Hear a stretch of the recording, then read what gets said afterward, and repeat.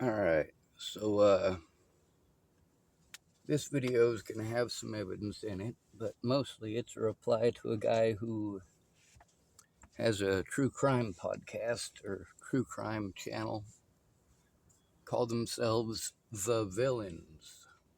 Kind of a scary name, right? Let's try not to judge them based on their name. I'm 3 minutes into one of his podcasts. It's not the same as watching the stuff about Natalie where they slander the shit out of my name every time. This is different because it's not people I know. This is just somebody else's story. And we're about 3 minutes into it, and even though the feller who identifies himself as Robert, sorry, I'm trying to put my jacket on. My shoulder's kind of screwed up today. This is my neck. All right, so he got on my channel and he wrote, "Hi Sean, I'm Robert. We're preparing coverage related to the Natalie Bollinger case and wanted to ask if you'd consider speaking with us for an interview. Our goal is to be fair and accurate and to give you space to share your perspective on the case in your own words. We recognize this is a sensitive subject and we'll respect your time, boundaries, and any topics you'd prefer not to discuss." Well, shit, I'd like to discuss all of it. I said what I said, I did what I did. That's honest.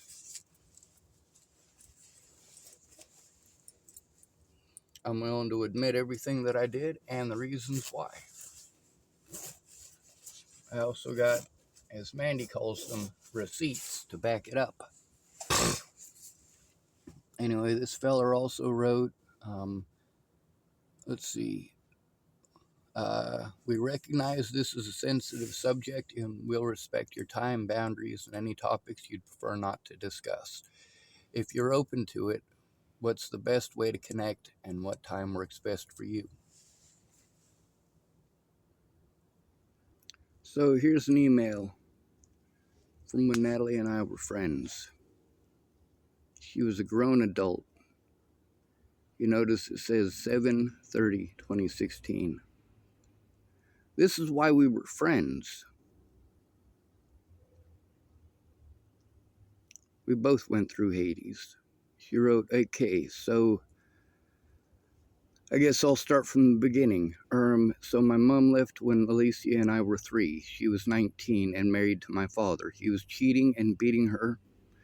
My dad told her that he was going to kill her if she didn't leave, so she left us as well and moved to Rhode Island. My dad was in and out of jail, and somehow my mom heard he was facing prison time. Alicia and I were 8 at this time. My dad was, come on, where was I? Alicia and I were 8 at the time. My dad was in the run, and my mom shows up. I knew who she was, but I was told awful things about her my whole life. That she burnt me with cigarettes, etc.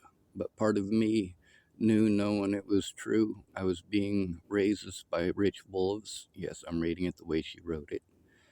My mom fought for us for months. She got custody because we were being raised by awful humans. I was happy to leave, but I didn't know this woman I was calling Mom. I had a brother I'd never met, and I hated him.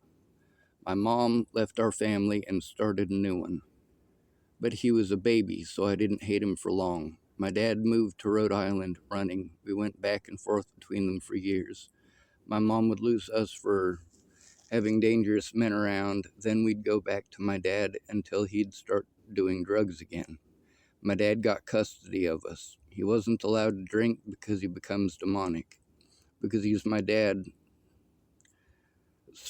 But he's my dad, so of course he did. He was having an affair at the time, and I was woken up by screams from my stepmother, Shelley. They had 2 children by this time. He had been drinking and was trying to kill Shelley. He was hitting her face on the curb repeatedly until she wasn't moving. There was much more, but yeah, so my mom got custody for a long time. Then she married this very abusive man. It got to the point where The judge said he wasn't allowed near of us children, but he scared my mom, so she still let him live with us. Meanwhile, my dad moved back to Colorado. He came and proved he was there and took Alicia and I.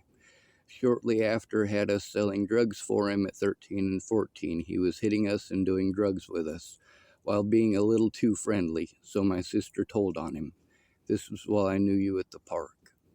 We were put into foster care. My mom had moved to VA to get away from her husband, and we were in and out of foster homes. I hadn't spoken with her in a year or so before I asked her to come get me. They were going to hold me in a group home until I was 21 because I couldn't stop getting high. We moved to Virginia, and I think you know the rest, but that's most my story. Now, when she was talking about being 13 and 14 and selling drugs down at the park, she knew who I was and I knew who she was. I didn't know what her name was. I didn't know what her sister's name was, and I didn't want to know what their names were. I wanted them to stay away from me. And of course, it's not just this email. There's also the messages between Natalie and I, verifying that I told the truth every step of the way. But it didn't matter. It didn't matter at all. Now I've got my paperwork proving what my disabilities are, but I also want to pause and show something real quick. This is Mike Boudet. This guy is a horrible excuse for a human being. Now, of course, Sword and Scale episodes 109 and 110 he did supposedly about Natalie Bollinger, but really it was about smashing my name and trying to convince people to hate me. And he's not very well liked. But the thing is, I was never into true crime, ever. I was too busy being homeless and helping take care of people. Hopefully people that would work together with me. But in reality, they didn't end up working together with me in the way that most of them said they would. Most of them instead coupled up with somebody that they found sexually attractive.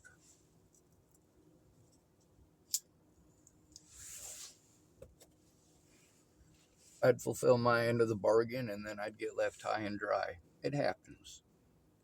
Mike Boudet, he hates the mentally ill, he hates women, and he hates the homeless. If we go to the news portion here, Wondery has dropped Sword and Scale after Mike Boudet's derogatory comments about women. And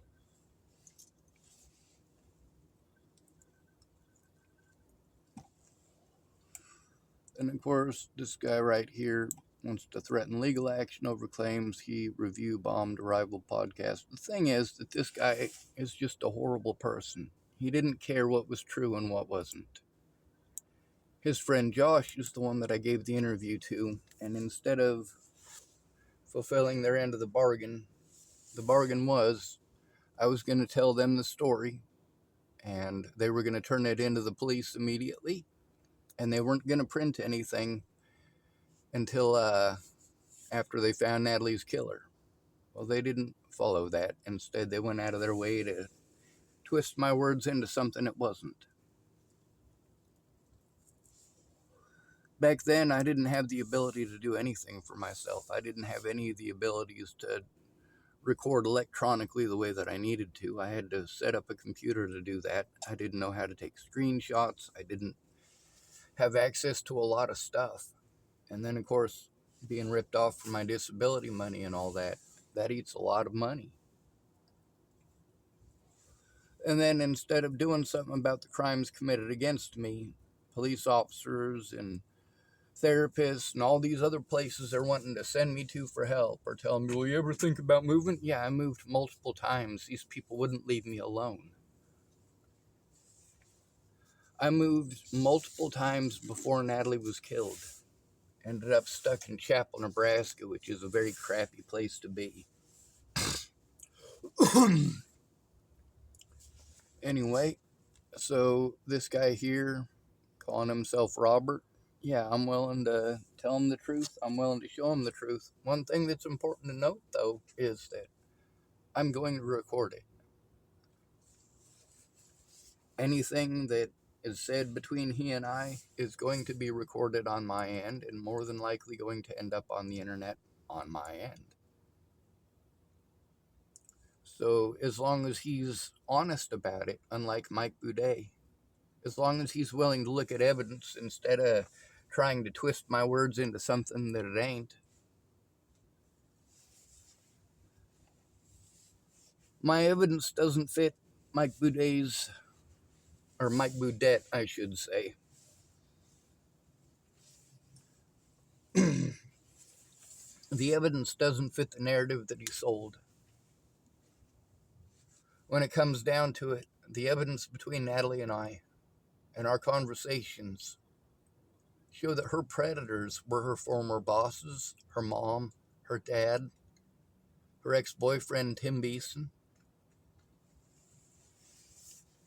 Now, this problem could have been remedied if I'd have been able to take those screenshots from what Tim Beeson was sending me in Facebook. If I'd have been able to take screenshots of that and send it to Natalie, I do believe that she would have put a stop to it instead of pretending I'm some sort of a horrible person. See, here's something that these Facebook and YouTube groups want to ignore. While they treat me like I'm a child molester and a rapist and a murderer over slander, like the guy who killed Natalie's been in prison for years, I still have people assaulting me frequently and often.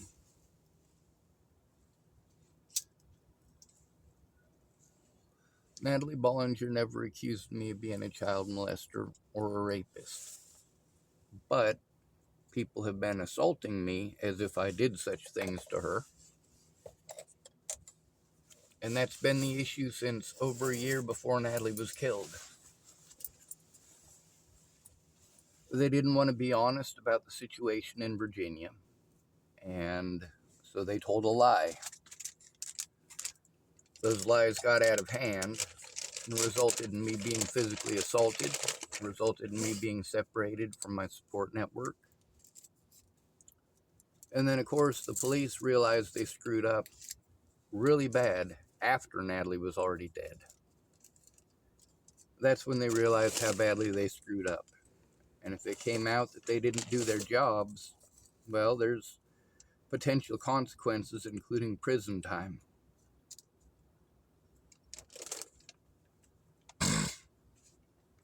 I wasn't stalking Natalie Bollinger. I was being stalked by Natalie Bollinger's friends, ex-boyfriends, and primarily Maddie Boa and her drug contacts. Now, I don't do drugs, but that doesn't matter, because when the police decide that they don't want to hear your story, they just say history of drug abuse. They pretend that you're schizophrenic and delusional. They'll arrest you on false charges. They don't care. You're not a human being to them.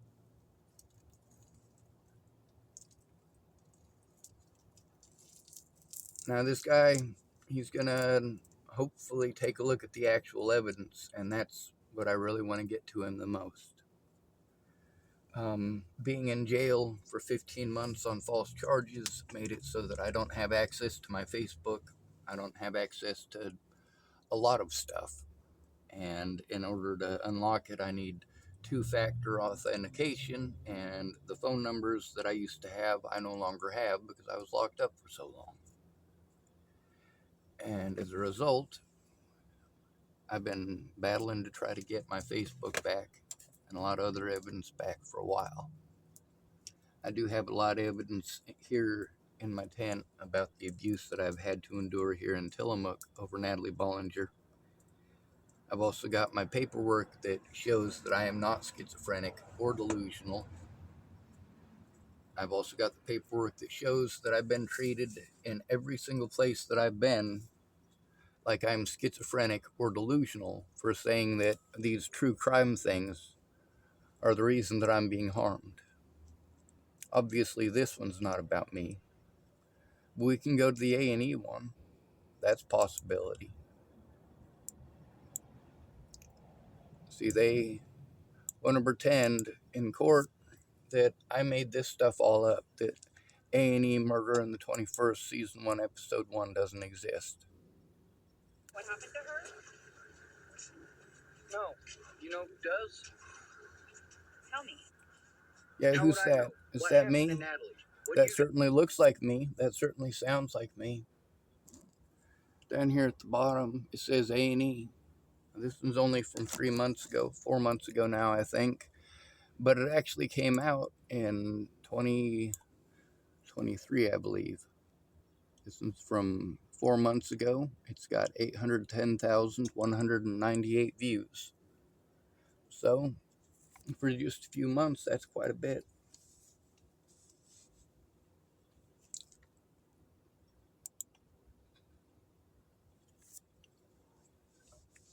Yeah, I'm willing to tell my story. If you're willing to hear it, if you're willing to actually look at the evidence.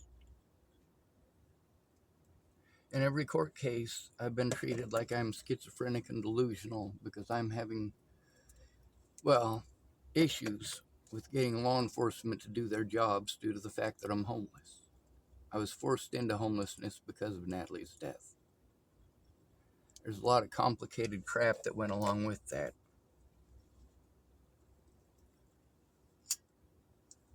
I don't expect this guy to go through all 8,000 videos on my YouTube, even though hundreds of those are conversations with witnesses.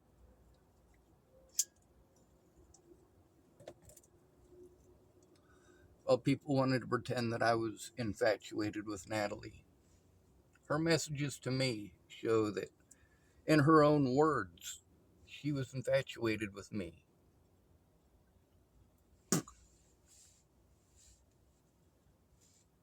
thing is, I wasn't out to hurt people, but people were hurting me. Well, I can send this guy thousands of threats against my life. Really, there's just one guy's worth of messages is good enough. I mean, there is just so much. And just the amount of evidence that's been lost, stolen, or destroyed, it's horrible. But they get to do that by calling me mentally ill and trying to insinuate that I am schizophrenic or delusional. Law enforcement went out of their way to make sure that I wasn't able to show any evidence, and mandatory reporters who I tried to show the video evidence to refused to look at it. I've got a lot of video evidence of that, a lot of audio evidence of that. There's also multiple psychological evaluations. See, police officers, when you try to turn them in because they got somebody killed, or because they're getting innocent people injured or killed, or they refuse to do anything about the violence against certain people because certain people aren't considered human beings, something needs to be done. So they kept on wanting me to do these psychological evaluations. They'd abuse me until I had a mental breakdown. Now, all of my psychological evaluations here, I'm going to say 6 of them in here, show that I am not schizophrenic or delusional. And they are 13 pages each. It's strange. That's a nice rounded number for all 3 of them to be, correct?